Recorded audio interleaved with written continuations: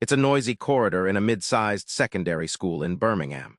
Tom, a usually quiet teenager, flinches again as Jake shoves him against the lockers. There's no immediate reason. Tom hasn't said a word, hasn't looked at Jake twice. But the humiliation echoes like a secret rhythm, one repeated in homes, workplaces, even prisons.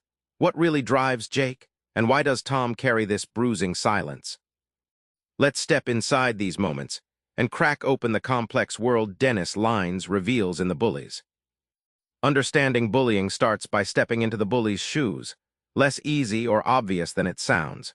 It's not just cruelty for cruelty's sake. Jake, the Birmingham school bully from Lines, counseling sessions, didn't start as a monster.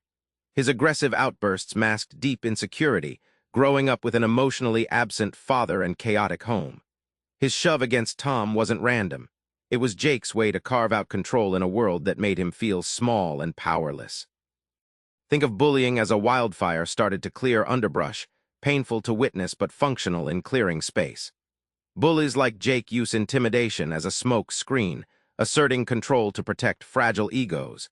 It's a raw, defensive mechanism shaped by deep emotional wounds, not just mean-spiritedness, a survival tactic that often repeats through generations. The surprising twist, when counselors approach bullies with empathy instead of judgment, as Dennis Lines advocates, they open the door to transformation. Jake's story changed when someone paused to understand his pain instead of just punishing his actions. It's the difference between breaking and changing, revealing bullying as a call for help more than just harm. The narrative often paints victims as helpless, but Lines flips the lens. Victims play roles and hold agency too, consciously or not. Tom's frozen response to Jake's shove isn't just fear. It's a learned behavior from years of avoiding escalation. In one session, he revealed how silence was his shield, avoiding worse consequences at home and school. His passivity was a complex choice aimed at survival, not weakness. Victims often walk a tightrope balancing submission to avoid conflict with the simmering urge to fight back. Psychologists call this the victim response spectrum.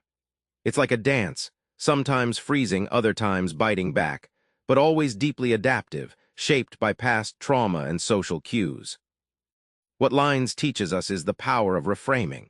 When victims like Tom find safe spaces to express pain and reclaim voice, they begin rewriting their story, from passive targets to resilient survivors. It's the pivot point where victimhood fades and empowerment blooms, often starting with small, courageous acts.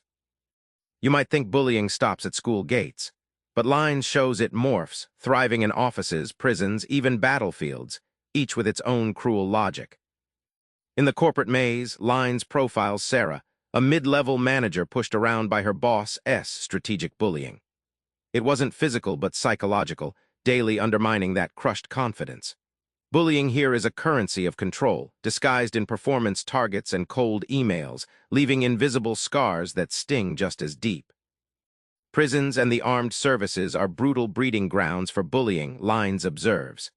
Dominance is a survival currency in these closed worlds, where respect is won through aggression or submission. It's like a gladiator arena, except the battles are psychological and social, often leaving lifelong wounds. Yet the book also points to hope. In therapeutic settings, gently unraveling these patterns can weaken bullying's grip. Lines, counseling work shows that even entrenched bullies and victims can rewrite their story, provided there's commitment and a welcoming environment where true change becomes possible. Remember Tom, frozen by Jake's shove. Now imagine someone stepped in, not with blame, but with understanding. Lines teaches us bullying is a messy story of fear, power, and survival on all sides. Your actionable move? Notice the next time someone acts out or stays silent, pause before judgment and ask what's beneath. That's where change starts. Subscribe for more book summaries like this one.